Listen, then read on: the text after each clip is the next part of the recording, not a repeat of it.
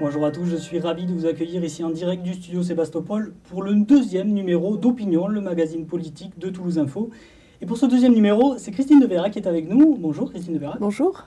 Merci d'avoir accepté notre invitation. Vous êtes députée européenne et candidate UDI à la mairie de Toulouse. Alors, on va entrer dans le vif du sujet directement. Je viens de dire candidate UDI à la mairie de Toulouse. J'allais vous le dire. Il va y avoir sûrement des tractations au niveau national. Est-ce que ça va durer ? Écoutez, moi, au jour d'aujourd'hui, Jean-Louis Borloo a toujours fait ce qu'il m'a dit qu'il ferait. Souvenez-vous, on a dit qu'elle n'aura jamais l'investiture, il y aura un deal au mois de juin, il y aura un deal au mois de septembre, il y aura un deal au mois d'octobre. On est aujourd'hui, je crois, le 18 novembre. Bon, voilà, les choses sont comme elles sont. Mais j'allais vous dire, peu importe. Peu importe, moi j'inscris ma candidature et celle de ma liste dans une candidature avec les Toulousains et pour les Toulousains. Et ceux qui veulent me soutenir, l'UDI, quels que soient les partis, sont tous les bienvenus. Mais nous travaillons avec des gens en fonction de leurs compétences, de leur qualité sur le terrain, j'allais dire la qualité d'être sur le terrain et sur leur volonté de vouloir résoudre les problèmes des Toulousains. Et c'est ça qui nous anime depuis le début et nous continuerons dans cette voie-là. Mais en vue d'un résultat, c'est quand même bien d'être accompagné d'un parti. Oui, ou pas. Enfin, c'est non. Ce qu'on cherche vraiment, et vous l'avez vu dans les différentes démarches qu'on a eues jusqu'à maintenant, dans la démocratie participative, dans les candidats que j'ai présentés, c'est vraiment d'arrêter les grandes phrases, les programmes qui sont toujours à peu près les mêmes. C'est de prendre les problèmes les uns après les autres et de tenter de les résoudre. Voilà, c'est ça qui nous anime. Si ça marche, tant mieux. Si ça marche pas, tant pis. Nous ne proposerons rien dans le but uniquement d'obtenir des voix. Alors je sais que c'est une démarche qui est un peu atypique, qui n'est pas habituelle, mais c'est vraiment ce que nous souhaitons faire, ce que nous faisons et ce que nous continuerons à faire. Justement, est-ce que c'est pas un peu compliqué ou est-ce que finalement vous ne préparerez pas le terrain pour finalement une décision nationale qui dirait bon, ben, on vous retire cette investiture UDI? Est-ce que c'est pas ça actuellement que vous essayez de faire en disant l'UDI, c'est pas si important que ça finalement? Non, c'est pas que c'est pas important, c'est que ce n'est pas, que ce soit l'UDI ou un autre parti, ce n'est pas l'alpha et l'oméga de tout. C'est pas parce que vous avez une étiquette d'un parti politique que vous êtes plus à même de résoudre les problèmes des Toulousains. Alors, vous dites c'est compliqué. Avant de résoudre, il faut être élu. Voilà, je vous dis pas que c'est simple. Effectivement, c'est plus simple d'avoir l'investiture d'un gros parti, d'avoir une base de 30% de personnes qui, quoi qu'il arrive, vote. Comme vous dites, avant d'être élu, avant d'appliquer, il faut être élu. Mais on va proposer ça. Si les gens le souhaitent, ils voteront pour nous. S'ils ne le souhaitent pas, ils voteront pour d'autres gens. Mais à partir du moment où vous n'êtes pas habité par une ambition personnelle, mais par une ambition de résoudre les problèmes, ça vous laisse une liberté totale. Je crois que c'est Jean-Pierre Plancade qui a dit « Pierre Cohen et Jean-Luc Moudenc aiment le Capitole, moi j'aime les Toulousains ». Je pourrais aussi faire mienne cette phrase. Moi, ce qui m'intéresse, c'est l'avenir de Toulouse et des Toulousains. Mais justement, Jean-Pierre Plancade, parlons-en. Le jour où il a annoncé sa candidature, il vous a pas tendu la main, mais presque, où il a dit « Christine Deveyrac, avec moi, c'est possible ». Est-ce que vous y avez pensé même une seconde ? Non, enfin, je ne vais pas répéter ce que je viens de vous dire. Moi, je ne suis pas dans une logique de tractation avec pas de la tractation, parce que vous avez l'air de vous ressembler pas mal quand même, même sur l'idée de la campagne. Oui, mais est-ce qu'on connaît les projets? Moi, ce que j'attends, c'est les projets.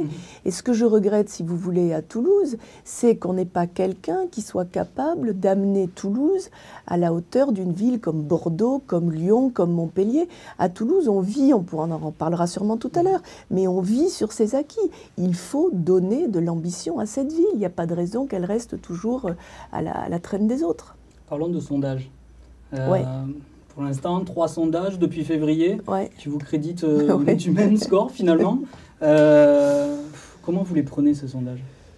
Écoutez, les 2 premiers sondages, il y avait 3 candidats du centre, qui étaient 3, 6, 9. Là, il y a ce sondage du Journal du Dimanche. Moi, je ne conteste pas les sondages, voilà. Mais j'ai quand même un peu de mal à croire qu'avec la campagne qu'on fait depuis 6-8 mois, avec l'accueil qu'on reçoit partout, parce que ça correspond quand même à ce que les gens souhaitent. Il y a un ras-le-bol des partis politiques. J'ai beaucoup de mal à croire qu'on soit toujours à 3%. Bon, ben écoutez, on va voir on va attendre des prochains sondages, on va attendre de voir comment tout ça se passe. Mais c'est vrai que c'est un peu décevant, c'est vrai que c'est même étonnant Voilà, bon, on va voir ce qui va se passer. Décevant parce que vous parliez de la campagne de terrain que vous faites, depuis l'annonce de votre candidature, et même avant. Donc justement, c'est un coup que vous avez dû prendre en prenant ce sondage-là, non? Je ne vous dis pas que j'aurais pas préféré que être... Si vous voulez, j'aurais trouvé ça crédible si on était passé à 6-7%. Rester à 3%, ça ne me paraît pas très crédible. En même temps, ce sondage, si vous voulez, moi, il est la confirmation de ce pourquoi je me bats depuis 5 ou 6 ans. C'est que je me dis que si on laisse les mêmes candidats que ceux qu'il y avait avant, les socialistes sont à la mairie de Toulouse pour de nombreuses années. Au moment où Pierre Cohen est au plus bas, le sondage donne 54-46. Est-ce que, une fois de plus, c'est compliqué, mais moi ce que je cherche à faire, c'est à créer une équipe qui propose quelque chose de nouveau. On ne peut pas avoir échoué et rester les bras croisés en proposant la même chose. C'est pas possible, c'est pas possible. Du coup, quand vous prenez ce genre de sondage, vous dites quoi? Est-ce que vous pensez quart de millième de seconde à vous dire bon mais il faut que j'arrête, ou est-ce que vous dites je travaille pour l'avenir, c'est pas forcément oui, exactement, oui, cette campagne-là, ça sera peut-être la prochaine. Voilà, je travaille pour cette campagne-là, mais je me dis que de toute façon, si ça marche, ça marchera, mais si ça marche pas, on s'aime pour l'avenir, et ça c'est clair, on ne peut plus faire de la politique comme elle est faite actuellement. Si les extrêmes montent comme ça, il faut bien se poser des questions. Pourquoi? Parce que, entre autres, on ne cherche pas à résoudre les problèmes des citoyens. Et j'ai parlé de la prostitution ces derniers temps, en proposant des solutions. On a entendu des cris d'orfraie, mais voilà. Mais quand vous regardez dans les journaux, dans les commentaires des lecteurs, c'est enfin quelqu'un qui propose quelque chose qui peut marcher. Les 3/4 des gens sont d'accord. Et tant qu'on ne résoudra pas, je me répète, mais tant qu'on ne prendra pas les problèmes à bras le corps, on continuera à arriver à des situations comme elles sont aujourd'hui, nationalement et localement. Du coup, là, en cas de victoire de Pierre Cohen, vous serez presque la chef de l'opposition, parce que Jean-Luc Moudenc ne pourra pas repartir pour un troisième après 2 échecs. Donc là, demain, on parlait de dynamique, c'est aussi une dynamique, peut-être pour dans 12 ans. Oui, 12 ans, j'ai 54 ans déjà, donc il faut aussi ça, tiens, c'est typique. D'abord, chef de l'opposition, enfin voilà, je ne travaille absolument pas pour ça. Je ne me projette pas dans l'avenir. Votre adversaire, c'est Pierre Cohen. Quand vous dites les socialistes à la mairie de Toulouse, votre adversaire, c'est Pierre Cohen aujourd'hui. Ce que je veux dire, c'est que moi, je ne me situe pas par rapport à des adversaires, des concurrents. Vous ne m'avez jamais entendu, j'aimerais bien que tout le monde fasse la même chose, vous ne m'avez jamais entendu taper sur des personnes. Ceux qui m'intéressent, c'est ceux qui auront un projet ambitieux pour la ville et qui le mettront en œuvre. Parce que c'est vrai qu'en ce moment, quand je rencontre des gens, ils me disent « Ah oui, mais en ce moment, on nous promet tout ce qu'on veut, etc. » Mais voyons ce qui est fait, ce qui va être fait et ce qu'on s'engage réellement à faire. On ne peut plus faire de promesses et ne pas les tenir. C'est plus possible. Aujourd'hui, vous êtes avec nous ici sur ce plateau. Par contre, vous n'étiez pas sur le plateau de France 3. Pourquoi ? Parce qu'un débat entre les candidats n'a de sens que si le maire qui a été en poste pendant 5 ans ou 5 ans et demi est là pour défendre son bilan, pour faire ses propositions. Si c'est pour être à quelques-uns, pour se lancer des invectives et des anathèmes, moi ça ne m'intéresse pas. Et à partir du moment où le maire de Toulouse n'était pas sur le plateau, je trouvais que ce débat n'avait pas de raison d'être. Oui, puis aussi, personne n'a de programme réel aujourd'hui, ou en tout cas, personne ne l'a dévoilé. C'est peut-être difficile aussi de débattre sur c'est pour ça que je vous dis, c'est pour ça que je vous dis, si c'est au moins avec Pierre Cohen, on aurait pu discuter du bilan. Là, moi j'ai entendu très peu, pour ne pas dire pas du tout, de propositions concrètes qui ont été faites. Donc c'est ce que je vous disais, si c'est pour s'envoyer tous les noms d'oiseaux à la tête, franchement c'est pas intéressant. Et puis je pense que c'est pas ce que les gens souhaitent en plus. Bon alors parlons programme, puisque c'est ce que les gens souhaitent. On va parler de la sécurité, du volet sécuritaire tout à l'heure, mais on va commencer par un thème qui me paraît être presque le fil rouge de votre candidature, c'est la démocratie participative. C'est une notion qui n'existe pas ici à Toulouse ? C'est une notion qui a été, j'allais dire, dévoyée. Tout le monde parle de la démocratie participative, mais très peu de gens la mettent en place. Et c'est la raison pour laquelle j'ai proposé les arrondissements. Ce n'était pas une lubie comme ça de vouloir faire la même chose qu'à Paris, Lyon ou Marseille. C'est simplement, c'est les résultats de toutes les visites de terrain qu'on a fait, les rencontres, et le leitmotiv qui revient, c'est « nous ne sommes pas écoutés ».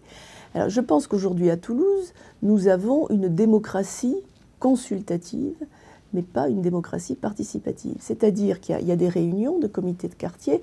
J'ai rencontré la grande majorité des présidents. Les élus arrivent avec un projet, qu'est-ce que vous en pensez? Mais ils n'arrivent pas, ou très rarement, à amender le projet. Le projet repart et est appliqué tel qu'il était arrivé dans les réunions.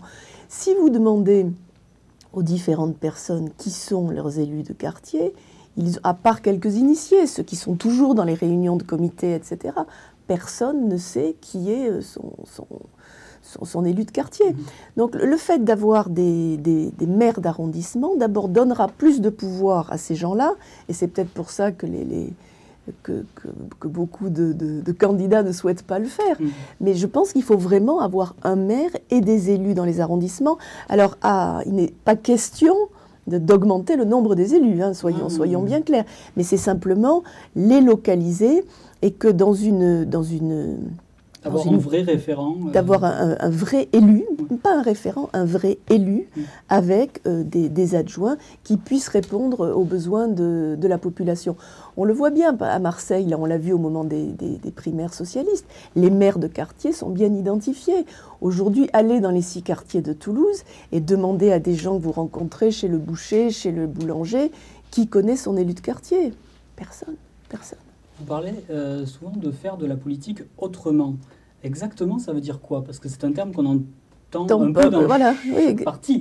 Exactement. Et on a parlé de cette démocratie participative. Ça va être le socle, je suppose, de cette politique autrement?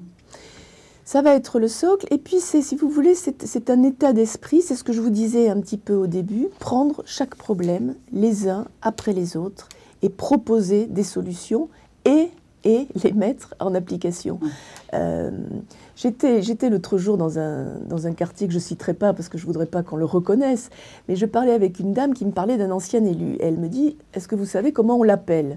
Je dis non. Elle me dit, on l'appelle oui, parce qu'il dit toujours oui à tout et qu'il ne fait jamais rien après. Mais c'est ça qu'il faut arrêter. Les gens sont assez adultes et responsables. Un projet, il demande quelque chose. On ne peut pas le faire. Au lieu de dire oui et de ne rien faire, je crois qu'il faut étudier la demande. Si elle n'est pas possible, dire à la personne, voilà, elle n'est pas possible pour telle et telle raison. Les gens sont capables de le comprendre. Là, on répond toujours oui à tout et on ne fait rien après. C'est pas possible. Et après, il y a plein de petites choses qui pourraient être faites dans les quartiers, qui ne coûtent pas d'argent, mais qui amélioreraient le quotidien des habitants et qui ne sont pas faites. Et ça, dans les cas où c'est possible, il faut répondre aux demandes des habitants. Et c'est vraiment la chose dont ils se plaignent le plus. De ne pas être assez écouté. De ne pas être assez écouté et entendu. Écouté encore, ça va, mais entendu. En passant au volet sécuritaire, vous avez fait de nombreuses annonces en fin de semaine dernière. Vous pensez que la campagne va se jouer sur ce thème ?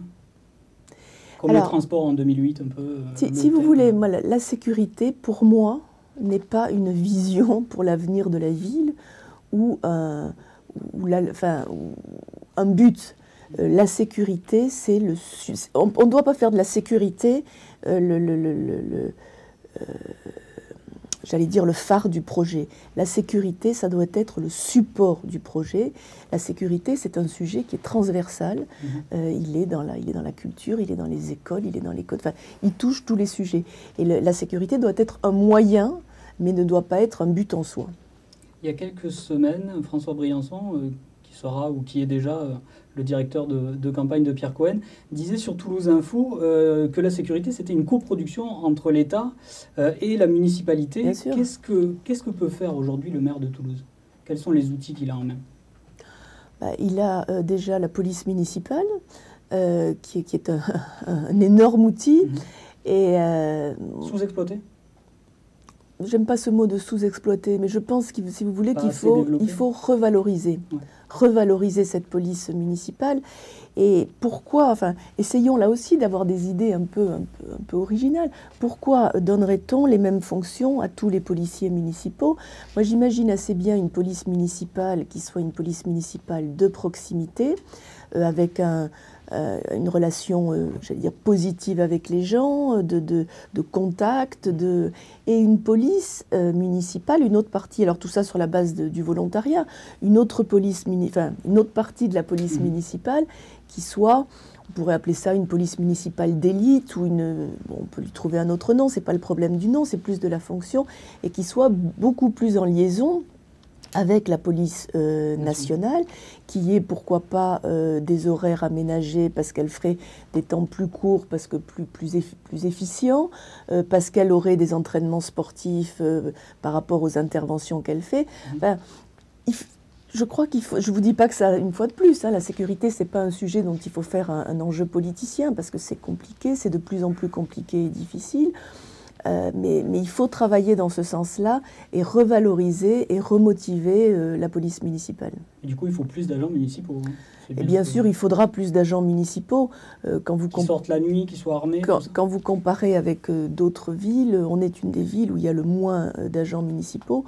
Donc, vous savez combien, quand on voit le budget de la police municipale, vous savez combien elle représente par rapport au budget total de la ville? Elle représente 1,5% du budget total de la ville. Et quand on sait que la sécurité, c'est quand même la liberté première, j'allais dire, pour les gens, d'aller, de venir, de ne pas se faire cambrioler chez soi, je pense que le 1,5, on peut le monter un petit peu. Vous pensez que ça a été une des erreurs de Jean-Pierre Havrin, qui arrive de la police municipale, lui, et qui a peut-être laissé un peu trop de côté la police municipale, pardon? Non, mais je ne veux pas rentrer dans les... Enfin, c'est pas à moi de distribuer des bons points, pas des bons points. Ce qu'il faut, c'est que voilà, on change les choses et qu'on aille plus loin dans la sécurité des Toulousains. Je disais armée tout à l'heure, oui. Armée, ben, si on fait ces différentes fonctions de la police, bien entendu, la police municipale qui aura beaucoup plus un rôle de sécurité a vocation à être armée. Parlons de la vidéosurveillance. Pour vous, c'est acquis, il en faut, mais pas trop. C'est l'idée ou pas? Je crois que la vidéoprotection n'est plus un facteur qui doit faire l'objet de débats. C'est évident qu'il faut de la vidéoprotection. J'étais samedi soir avec des commerçants de la rue Croix-Baragnon, où on a enlevé d'ailleurs la caméra de vidéoprotection. Il y a des cambriolages, des agressions en permanence. Pour moi, la vidéoprotection n'est pas l'alpha et l'oméga de la sécurité à Toulouse, ou ailleurs d'ailleurs, mais c'est un des outils à mettre à disposition, c'est un des éléments, mais voilà, moi je serais plus pour une vidéoprotection intelligente, c'est-à-dire qui est reliée à des logiciels et qui détecte les situations anormales, un corps allongé sur un trottoir, un attroupement suspect, voilà. Il faut, c'est pas en quadrillant la ville de caméras de vidéo qu'on changera les choses, mais il faut en mettre. Et quand même, on est obligé de reconnaître que depuis le début du mandat de Pierre Cohen, on a fait des commissions, on a fait des réunions, on a convoqué des grands experts, mais concrètement, il n'y a pas grand-chose qui a avancé. C'est ça qui est intéressant, vous dites qu'il n'y a pas de débat. Si, finalement, il y a débat, puisque il y a débat sur l'importance de la vidéoprotection, puisque Pierre Cohen... Bien sûr, mais il y a eu... dit qu'il écoute, mais... Il n'y a eu que des débats. Il y a eu que des débats, il y en a. Mais après, ce qu'il faut, c'est passer à l'action. Non, ce que je dis pas qu'il n'y a pas de débat. Je dis que les caméras de vidéo ne devraient plus faire l'objet, justement, de débats infinis sans passer à l'acte. Il faut des caméras de vidéoprotection, mais voilà, c'est pas l'unique outil pour avoir de la sécurité à Toulouse. Dernier sujet que je voulais aborder, c'est la prostitution. Vous avez fait quelques sorties sur la prostitution. Vous avez parlé Puisque sorti sur la prostitution. Je suis obligé d'en parler puisque moi-même j'ai fait l'erreur. Vous avez parlé de lieux dédiés. On a tous pensé aux maisons closes. Et puis c'est pas ça. Alors, pas tous. Il y en a quelques-uns sur Twitter qui ont parlé de lieux dédiés. Voilà, ça c'est vraiment un sujet. Moi je suis allée à de nombreuses reprises voir les riverains de ces quartiers à Toulouse, les Minimes, Raymond IV, le boulevard de Suisse, les chalets, etc., etc. Ces gens n'en peuvent plus. Et moi j'ai été inquiète, si vous voulez. Il y en a certains que j'ai vus, que j'ai sentis prêts à aller à des solutions de violence pour résoudre ce problème. Donc ça c'est typiquement un problème où on entend à chaque fois des grandes déclarations, mais il ne se passe rien. Donc, moi, je ne suis pas plus intelligente qu'une autre, je n'ai pas la science infuse, donc je suis allée voir un peu ce qui se passait ailleurs. J'ai vu à Lyon, le maire de Lyon, qui a pris des arrêtés, donc c'est vraiment ça de la compétence du maire, qui a pris des arrêtés municipaux pour interdire la prostitution dans certains quartiers résidentiels. Alors on me dit, ah ben oui, mais vous ne faites que déplacer le problème. Bon. J'allais le dire. Oui, mais vous n'habitez sûrement pas ces quartiers. Parce que si vous déplacez le problème et que vous laissez les riverains de ces quartiers tranquilles, il faut savoir quand même que les prostituées travaillent sous les fenêtres de ces personnes-là, sous les fenêtres des enfants. Enfin, c'est vraiment... Et puis il n'y en a pas que quelques-unes, quoi. Allez-y un jour, Donc, si on déplace le problème, déjà, les riverains, ça résout le problème des riverains. Ensuite, comme vous alliez me dire, ça... Aussi résoudre le problème des prostituées. Voilà, alors il y a une certaine insécurité aussi qu'elles vivent de plus en plus. J'allais y arriver, exactement. Donc, ça, effectivement, ça repousse le problème de la prostitution. Et j'ai vu on a vu, parce qu'on était plusieurs à faire des recherches, on a vu qu'en Suisse... Pris sur l'exemple d'ailleurs de l'Allemagne, il y avait des lieux dédiés, c'est-à-dire c'est des espèces de cabanes, mais une fois de plus, on n'est pas obligé de prendre exactement l'exemple suisse ou l'exemple allemand, on peut l'adapter de façon... Mais qu'ils soient des lieux, c'est ça qui est important, qu'ils soient des lieux qui soient contrôlés, qui soient sécurisés. Donc à la fois, vous augmentez la sécurité des prostituées, et vous faites retrouver la tranquillité aux riverains. Alors il y a des gens qui ont poussé des cris d'orfraie, c'est un scandale, les féministes, mais est-ce que c'est mieux que ces femmes soient en pleine rue, à la merci de n'importe qui, de n'importe quoi, que d'être dans des lieux contrôlés et sécurisés? Je pose la question. Ça dépend où se trouvent ces lieux et qui les contrôle et qui les sécurise. Exactement. Alors là, on ne va pas rentrer dans les détails, mais il faut vraiment regarder de façon juridique. Mais voilà, une fois de plus, bougeons-nous, quoi. Ouais. Il faut regarder de façon juridique parce qu'il ne faut pas non plus que les personnes qui gèrent ces lieux soient taxées de proxénétisme. De toute façon, pour le coup, pour des lieux dédiés, la mairie n'a pas le pouvoir de faire ça. Il faut faire une loi. Et là aussi, au lieu le rôle d'un maire d'une grande ville, c'est pas non plus de rester dans son bureau, c'est d'aller à Paris chercher des choses, mais d'aller à l'étranger, là par exemple sur cette histoire de loi. Pourquoi ne pas faire une rencontre de tous les maires de grandes villes, parce qu'il n'y a pas qu'à Toulouse que la prostitution est un problème. Les maires des grandes villes. Et ensemble, essayer de faire une législation adaptée que nous proposerions à ce moment-là au gouvernement et à l'Assemblée nationale. Il faut, là aussi, moi je compte prendre les sujets un par un comme ça et proposer des solutions, mais il faut se bouger, quoi. Très rapidement, avant de passer à la prochaine partie, vous en avez déjà discuté avec d'autres maires ? Pas encore, non. Non, c'est des choses que je pourrais faire quand je serai maire de Toulouse, mais pas pour le moment, non. Bon, on va passer à la deuxième partie. Bon, une partie où on quitte un peu le sourire. On va parler de sujets qui fâchent. J'ai juste deux questions. La première, vous avez annoncé la publication d'un livre. Il y a même des bonnes feuilles qui ont été publiées dans le journal toulousain. Oui. Il en est où, ce livre ? Il en est, il devrait sortir effectivement, mais voilà, on est un peu sur tous les fronts en ce moment. Là, je me suis plus penchée sur le projet, effectivement, parce que vous savez que on l'a fait des Toulousains vers le projet. Donc on est en train de mettre tout ça en forme. Il doit sortir, effectivement. On aurait dû le faire. Ouais. Donc vous démentez la Voix du Midi Non, si je me mets à démentir la Voix du Midi, on va y passer le reste de l'émission. C'est pour ça que j'ai renoncé à le faire, parce que voilà. Juste pour expliquer, ils expliquent que le coût du livre serait obligé d'être décompté de votre budget de campagne. Et alors? Et que peut-être qu'à 3%, c'est un peu compliqué de prendre des risques. Non, mais parce qu'il faut 5% pour être remboursé d'une campagne. Oui. Donc, d'ailleurs, on peut en parler de ça, justement. Comment on trouve les financements? Ben, on trouve les financements avec des... Alors, on n'a pas des milliers et des milliers d'euros. Hein. Comme j'ai dit l'autre jour, on souhaite de toute façon faire une campagne modeste, parce que je trouve que par les temps qui courent, dépenser des flots d'argent enfin bon, bref, voilà, c'est pas très décent. Sinon, j'ai fait une lettre de demande de soutien, un bulletin de soutien, et j'ai envoyé ça à tout un tas de gens. Il y en a qui ont répondu, il y en a qui n'ont pas répondu, et c'est très surprenant d'ailleurs de voir certaines personnes qui ont répondu où je l'avais fait par acquis de conscience. Donc c'est sur les dons que ça va se... Ben, c'est sur les dons. La majorité sera... Oui, c'est sur les dons. Et puis, dans un deuxième temps, un emprunt. Un emprunt à la banque.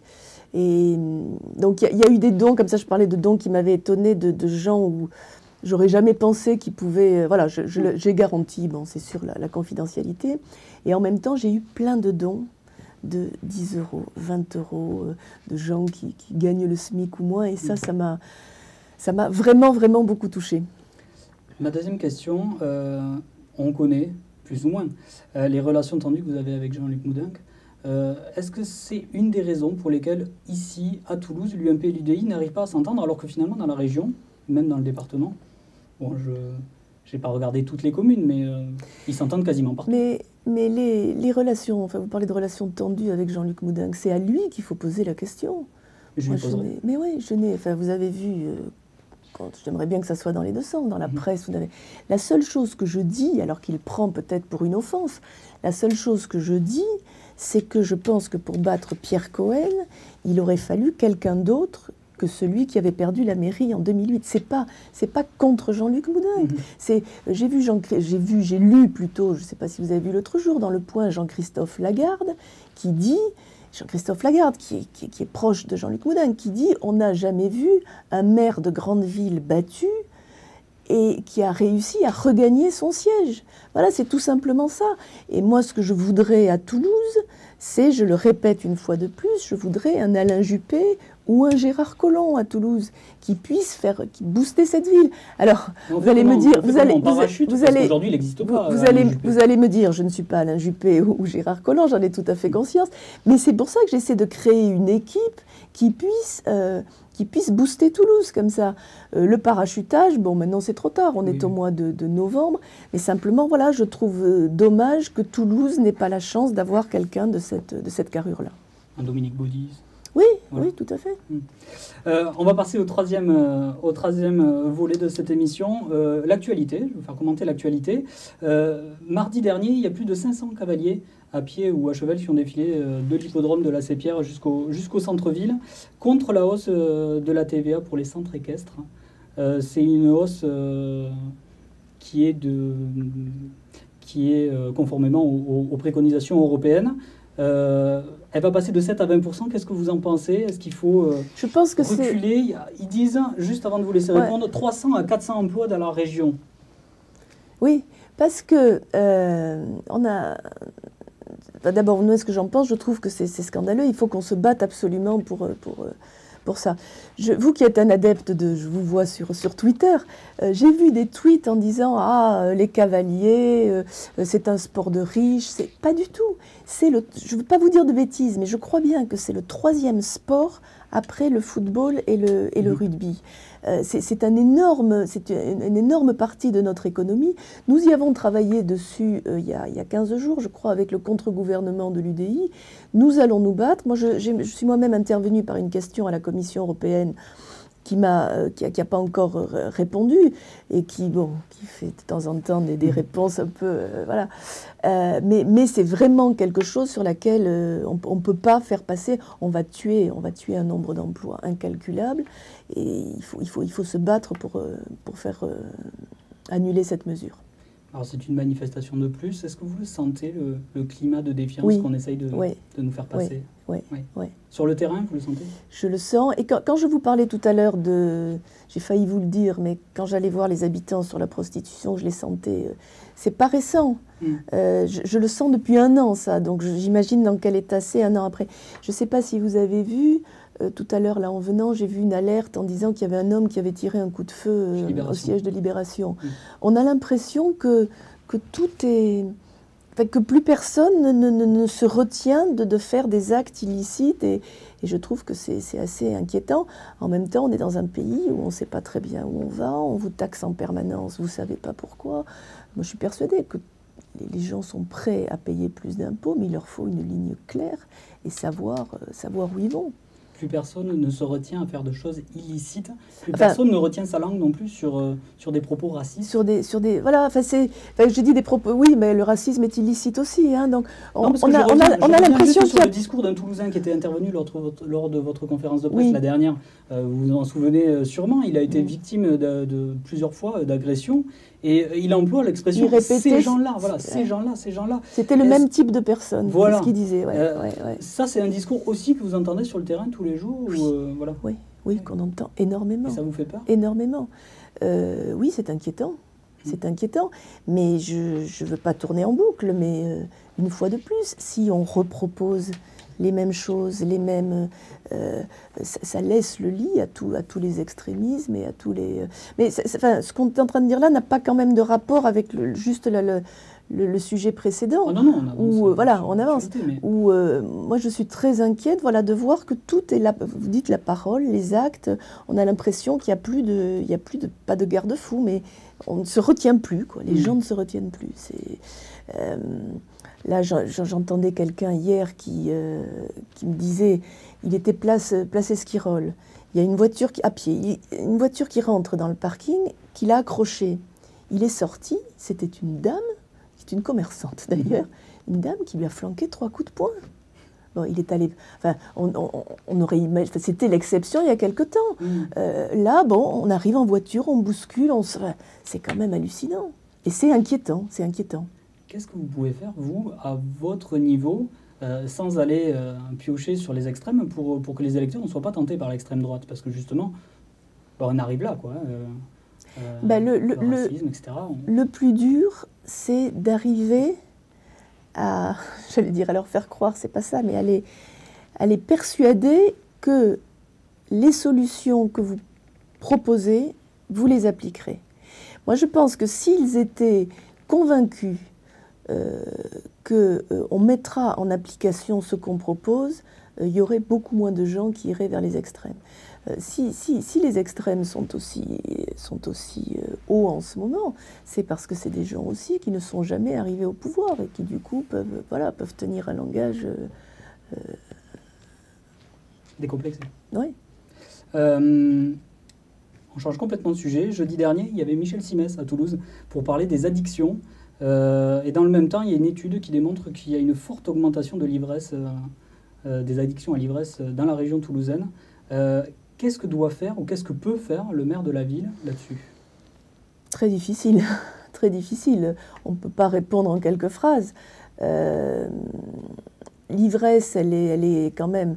Les rares fois où je rentre très très tard, quand je passe 2h, 2h30 du matin, le nombre de jeunes ivres qu'on voit sur la voie publique et souvent beaucoup de filles qui sont là.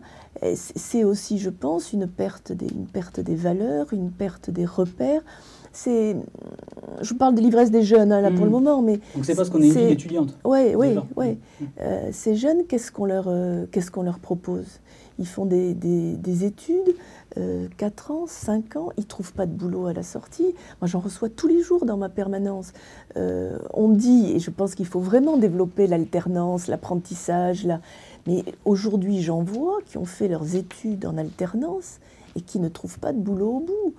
Et Et tant qu'on ne cherchera pas à résoudre ces problèmes-là, malheureusement, c'est des jeunes qui sont voilà, en perte de repères et de valeurs. C'est pas une ivresse festive, vous pensez? C'est plus une ivresse... Oh, c'est pas une ivresse festive, non, parce que c'est ce qu'on appelle, je crois, le binge drinking. C'est boire le maximum en un minimum de temps pour être ivre-mort.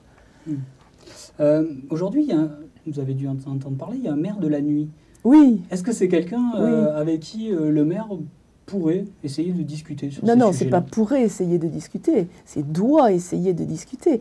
Oui, j'ai vu que Christophe Vidal avait été élu, d'ailleurs je lui ai envoyé un mot de félicitations, et je pense qu'il faut vraiment que le maire de la nuit et le maire de Toulouse travaillent main dans la main, justement pour résoudre les problèmes, et ils sont nombreux qui se posent pendant la nuit. Du coup, vous pensez que c'est pas une élection anecdotique qui peut aider à son niveau, mais non.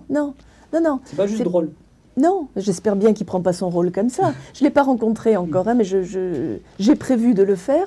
Et non, je ne pense pas du tout qu'il faut traiter ça au niveau anecdotique. Je pense que...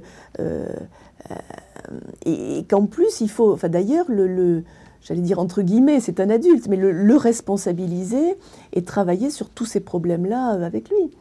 J'ai vu d'ailleurs, que ce soit à Paris, à Toulouse, ils ont fait des vraies propositions. Dernier sujet, très rapidement, les militants communistes ont voté ce week-end pour une liste d'union avec Pierre Cohen. Vous attendiez à ce vote? Oui, je crois qu'il l'avait dit depuis un moment, oui. Enfin, le parti l'avait dit, pas les militants. Là, les militants ont été appelés à voter, ont été orientés. Je sais pas, on dit que le Parti communiste est un parti discipliné, donc si la direction...